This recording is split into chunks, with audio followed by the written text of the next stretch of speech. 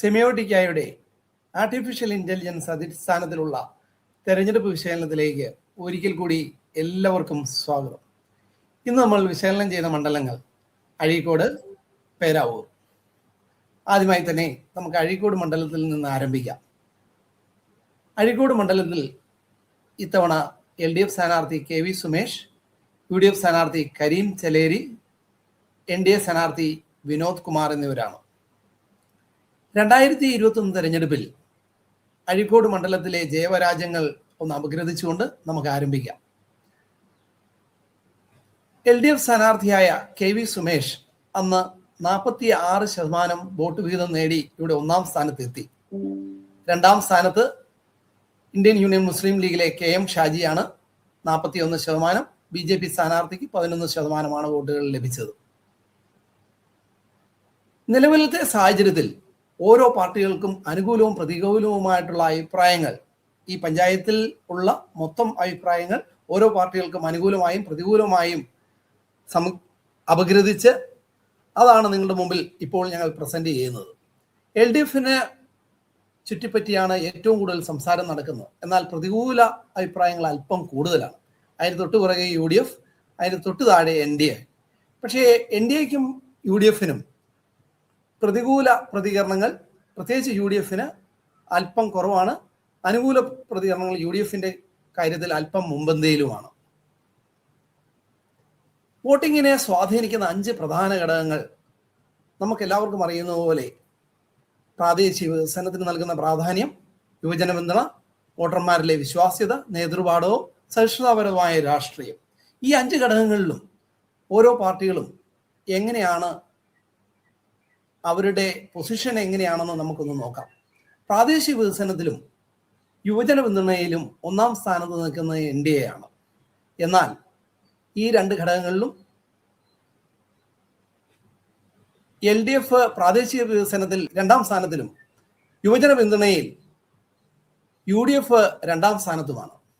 വോട്ടർമാരുടെ വിശ്വാസ്യത, നേതൃപാഠവും സഹിഷ്ണുതാപരമായ രാഷ്ട്രീയം, ഈ കാര്യങ്ങളിൽ ഈ മണ്ഡലത്തിലെ ജനങ്ങൾ LDFനാണ് 1ാം സ്ഥാനം കൊടുക്കുന്നത്.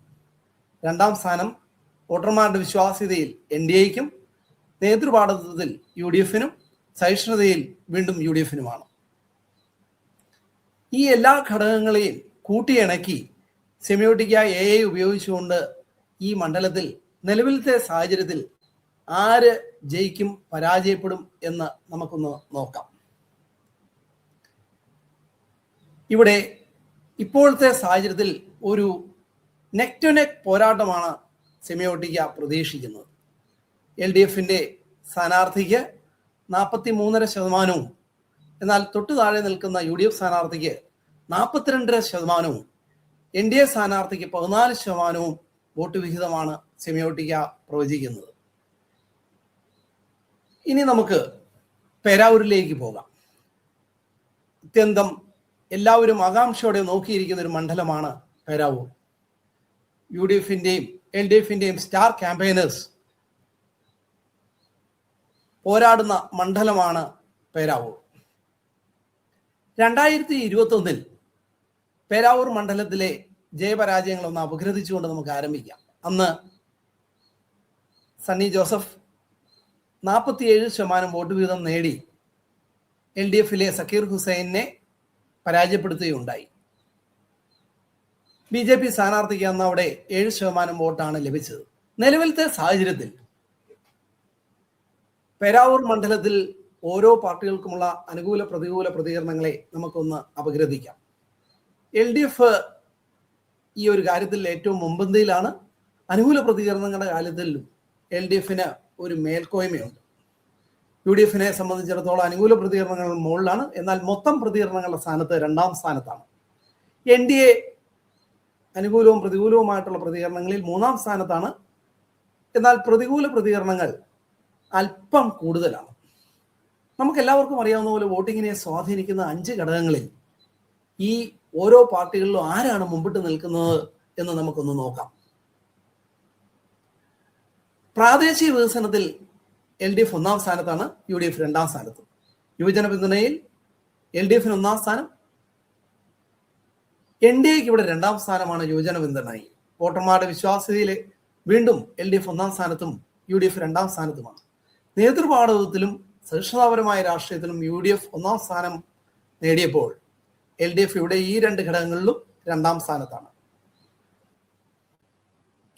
വോട്ടർമാരെ സ്വാധീനിക്കുന്ന എല്ലാ ഘടകങ്ങളെയും സമഗ്രമായിട്ട് അവലോകനം ചെയ്തതിന് ശേഷം സെമിയോട്ടിക്ക AI നമുക്ക് നൽകുന്ന ഇവിടുത്തെ വിജയി ആരാണ് എന്ന് നമുക്ക് നോക്കാം.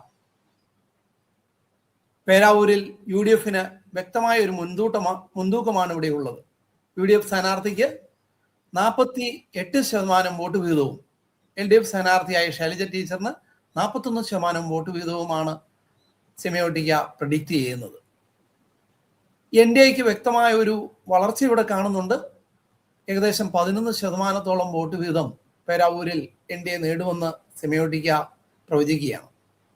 വീണ്ടും മറ്റൊരു മണ്ഡലവുമായി നിങ്ങളുടെ അടുക്കിലേക്ക് വരുന്നിടം വരെ we are signing off. Thank you everyone.